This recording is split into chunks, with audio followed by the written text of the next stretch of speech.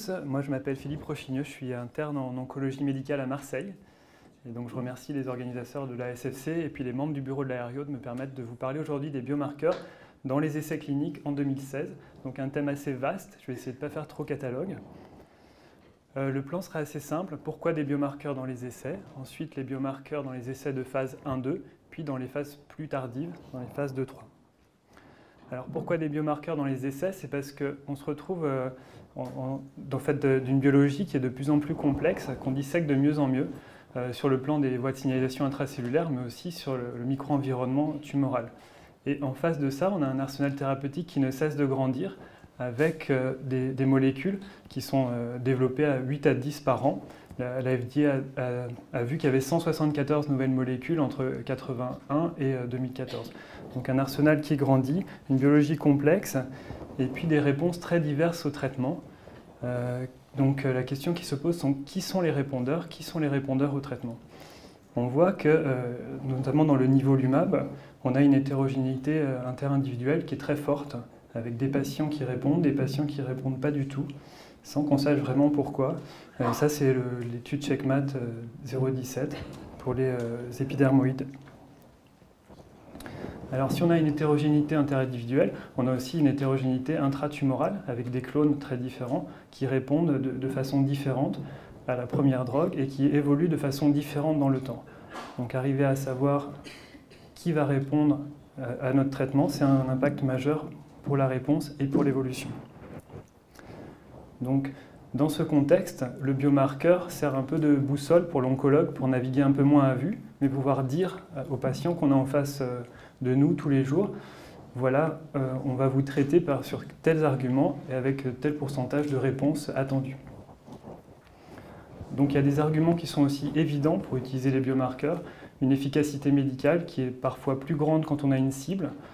Les données de l'ASCO 2016 montrent qu'avec l'association d'abrafenib-trametinib dans le mélanome métastatique, on a des taux de réponse de 69%, avec des survies à 3 ans qui sont de 44%, parfois même pour ceux qui ont une forte charge tumorale, 80% de survie à 3 ans, donc une efficacité qui est très grande.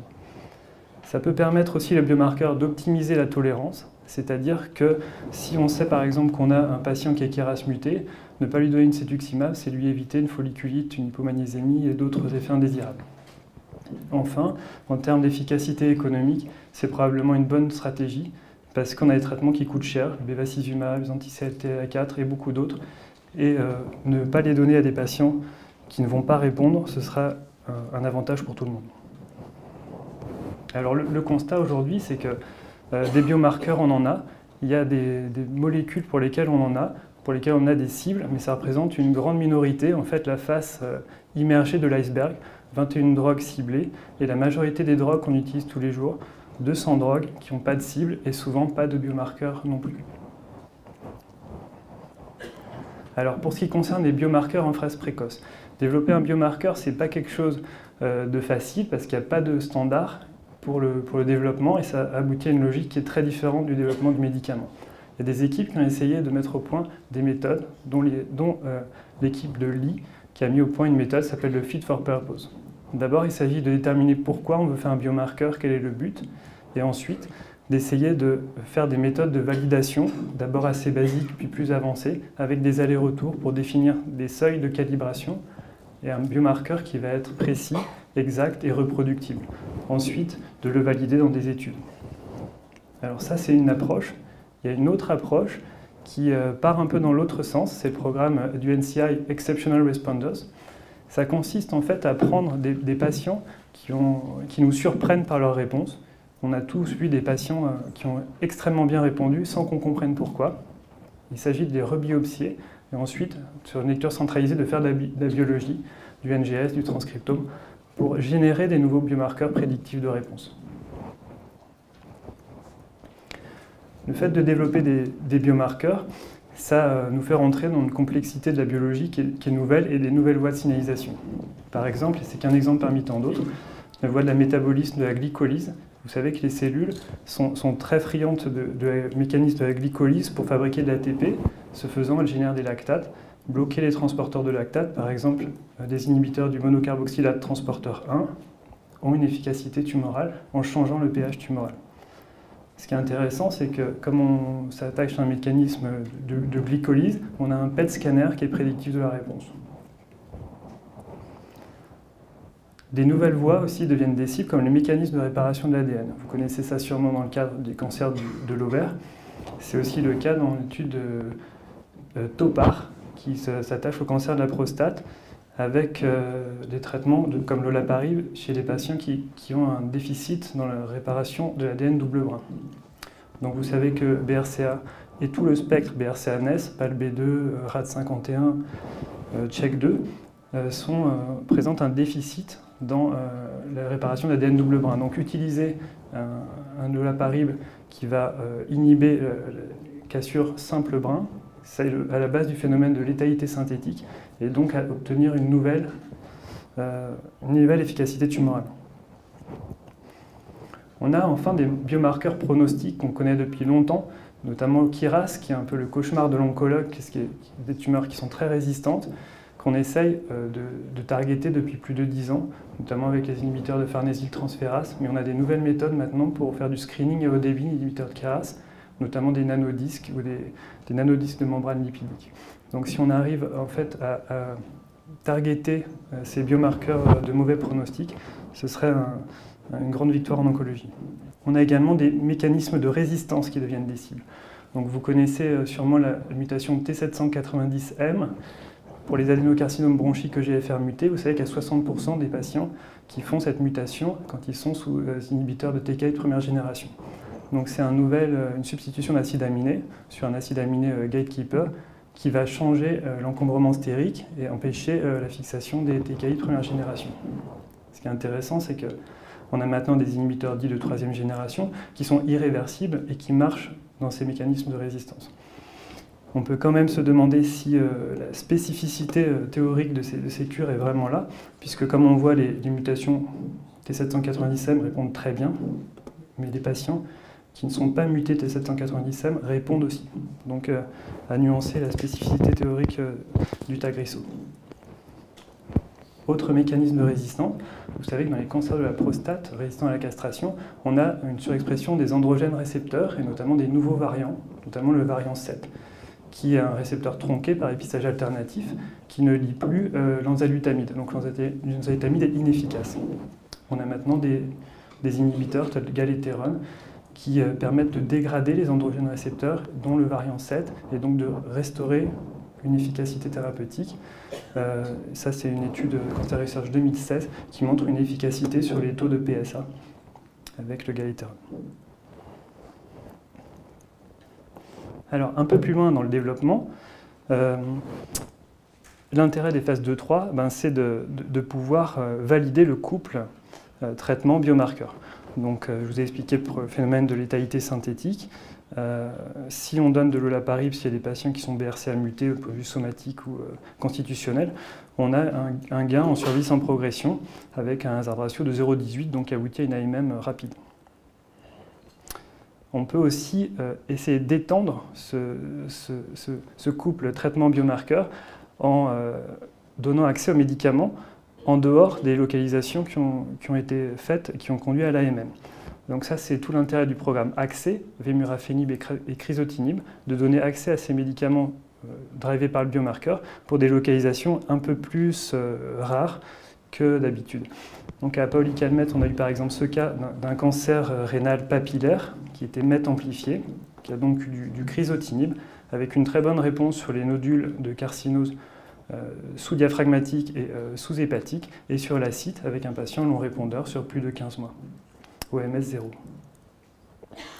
Mais par contre, ce n'est pas si simple, ça ne se passe pas toujours aussi bien. Donc on va voir qu'on a des fois une efficacité modeste du traitement sur le biomarqueur uniquement. Il y a un des grands défis, c'est de choisir le bon biomarqueur, et enfin des gros problèmes de standardisation. Alors, l'efficacité du traitement selon le biomarqueur uniquement, je pense que ce sera développé longtemps plus tard. Par exemple, l'étude Shiva. L'étude Shiva qui prend 741 patients, tout type de tumeurs solides métastatiques résistants au traitement standard, pour lesquels on dissèque la biologie selon 3 axes, les récepteurs hormonaux, la voie PI3 kinase AKT mTOR et la voie des MAP kinases. l'objectif de cette étude, c'est de montrer un gain en PFS de 40%. Vous voyez que la PFS est en fait exactement pareil. Donc cette étude elle a le mérite de vouloir faire une phase 2 contrôlée, alors qu'on n'en avait pas. Mais on montre que les choses ne sont pas forcément si simples chez des patients qui sont lourdement pré-traités et qu'on a intérêt, plutôt que d'utiliser ces molécules off-label, de réinclure les patients dans des essais cliniques afin de réexaminer ce couple biomarqueur-traitement afin d'avoir des meilleurs biomarqueurs. Évidemment, l'algorithme qui conduit biomarqueur-traitement est extrêmement important. Enfin, est-ce qu'on a le bon biomarqueur? On a déjà parlé de ça ce matin en plénière. Donc, juste pour rappeler que, par exemple, le nivolumab, toujours cette étude CheckMate 017 pour les épidermoïdes, montre que l'activité du nivolumab est en fait indépendante de l'expression de PDL1. Qu'on ait moins de 1% ou qu'on ait plus de 10%, il y a exactement le même taux de réponse, des ratios qui sont très comparables. Donc là, qu'est-ce qui se passe? Est-ce qu'on a choisi le bon biomarqueur? Probablement non. Est-ce qu'il faut plutôt regarder PDL2? Est-ce qu'il faut plutôt regarder KRAS? Est-ce qu'il faut regarder les TILS, la charge mutationnelle? Bon, c'est assez ouvert. En tout cas, peut-être qu'une autre approche consisterait à prendre plutôt un panel de marqueurs qui, en fait, collerait peut-être plus à la complexité du système immunitaire. C'est l'approche développée par l'immunoscore de l'équipe de Jérôme Gallon, qui s'intéresse à la fois au T, au Treg, au NK, au B, avec un intérêt d'être extrêmement très fort en termes de pronostic.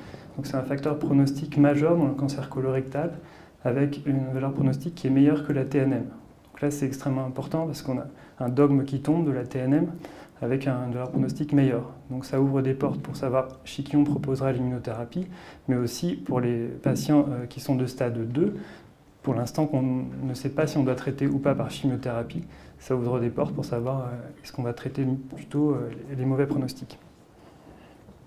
Enfin, idéalement, un biomarqueur idéal serait aussi un biomarqueur dynamique qui permettrait de suivre la maladie tout au long de la vie du patient. Et les CTC ont cet avantage d'être facilement accessibles. On sait depuis plus de 10 ans que les CTC ont une valeur pronostique dans le cancer du sein métastatique. Avec peu de CTC, on vit beaucoup plus longtemps. Par contre, comment on la mesure, comment on la suit, à quel moment et surtout qu'est-ce qu'on en fait en termes opérationnels, ça, c'est pas encore réglé. Il y a une étude qui est intéressante, c'est l'étude STIC-CTC MetaBreast pour des cancers du sein qui sont RH plus HER2-, qui sont éligibles à la fois à l'hormonothérapie et à la chimiothérapie. Donc cette étude, elle compare une approche standard basée sur le choix du clinicien mais avec des CTC dosés avant, à une étude qui est CTC-driven, c'est-à-dire des patients qui expriment peu de CTC vont être plutôt dans le bras d'hormonothérapie, vont être affectés au bras hormonothérapie, et des patients qui en ont plus au bras chimiothérapie. Et donc on va savoir si on a une utilité opérationnelle de ces CTC. Et donc, pour terminer, je sais qu'on a déjà parlé de ça ce matin, mais PDL1, on a une nécessité de standardisation qui est majeure. On sait qu'on a 4 anticorps au moins qui sont développés, avec 4 anticorps différents. On ne sait même pas sur quel marquage on doit regarder. Est-ce qu'on doit regarder les cellules tumorales, les cellules immunes? Ça, c'est encore pas déterminé. Avec des seuils qui sont très différents, 1, 5, 10%. Donc il y a une nécessité de standardisation qui est forte. Donc je vais conclure en espérant vous avoir convaincu que les CTC, c'est un outil précieux pour augmenter l'efficacité des traitements, améliorer la tolérance de nos traitements et réduire leurs coûts. À mon sens, c'est le plus important, c'est un moteur de compréhension biologique qui est très fort, à la fois pour la biologie de la tumeur et puis la compréhension du mécanisme d'action de nos traitements. Malheureusement, on n'a pas de méthode robuste pour leur adoption, leur évaluation, donc on doit avoir un effort de standardisation à faire important, qui avait été fait pour HER2 et qui doit être fait pour les nouveaux traitements aujourd'hui, CTC, immunothérapie, biopsie liquide. Et évidemment, ces essais auront plutôt lieu dans un cadre académique qu'industriel. Donc, je vais terminer en remerciant encore l'ARIO, le docteur Philippe Cassier de Léon Bérard qui m'a coaché sur cette présentation, et le docteur Jean-Laurent Deville à la Timone qui l'a relu.